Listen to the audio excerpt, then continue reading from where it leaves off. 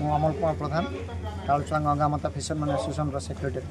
ଆଜି ଡାଙ୍ଗମାଲଠାରେ ଏକ ହଲିଉଡ୍ କଇଁଛ ସୁରକ୍ଷା ଅଭିଯାନ ସଚେତନତା କାର୍ଯ୍ୟକ୍ରମ ହୋଇଥିଲା। ଏହି କାର୍ଯ୍ୟକ୍ରମରେ ଆମର ମାନ୍ୟବର ଡିଏଫ୍ଓ ଏସିଏଫ୍ ଏବଂ ଆମର ପୋଲିସର ଯିଏ ଆମର ଶିବ ବାବୁ ସମସ୍ତ ଉପସ୍ଥିତ ଥିଲେ ଏବଂ ଆମର ତାଳଚୁଆରୁ ପ୍ରଭାତୀ ପର୍ଯ୍ୟନ୍ତ ଯେତେ ମତ୍ସ୍ୟଜୀବୀ ସଂଗଠନ ଅଛି ମତ୍ସ୍ୟଜୀବୀ ଭାଇମାନେ ଥିଲେ ସମସ୍ତଙ୍କ ଉପସ୍ଥିତିରେ ହଲିଉଡ୍ କଇଁଛର କେମିତି ସୁରକ୍ଷା ହୋଇପାରିବ সেই বাবদରେ ଆଜି ଏକ ସଚେତନତା କାର୍ଯ୍ୟକ୍ରମ କରାଯାଇଥିଲା ଏବଂ ଆମ ସମସ୍ତେ ମତ୍ସ୍ୟଜୀବୀମାନେ ଏବଂ ସଂଘର ବିଭିନ୍ନ ସଂଘର କର୍ମକର୍ତ୍ତାମାନେ ସମସ୍ତେ ମିଳିତ ଭାବରେ କେମିତି କଇଁଛ ସୁରକ୍ଷା ହୋଇପାରିବ ତା ଦିଗରେ ଆମେ ଆଲୋଚନା କରୁଥିଲୁ ଏବଂ ସୁଚିନ୍ତିତ ମତାମତ ଦେଇଥିଲୁ।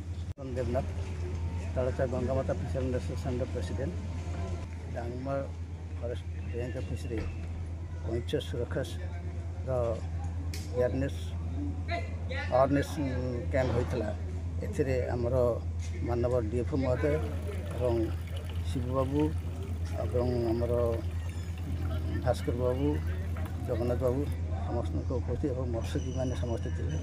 ଆମର ସମସ୍ତ ମତ୍ସ୍ୟଜୀବୀ ସାମ୍ନାରେ ଆମର କଇଁଛକୁ କେମିତି ସୁରକ୍ଷା ଦିଆଯିବ ସେ ବିଷୟରେ ବିଶେଷ ଭାବରେ ଆଲୋଚନା ହୋଇଥିଲା ଏବଂ ଏଥିରେ ଆମେମାନେ ସମସ୍ତେ ସହଯୋଗ କରିବୁ ଏବଂ କଇଁଛ ଆମର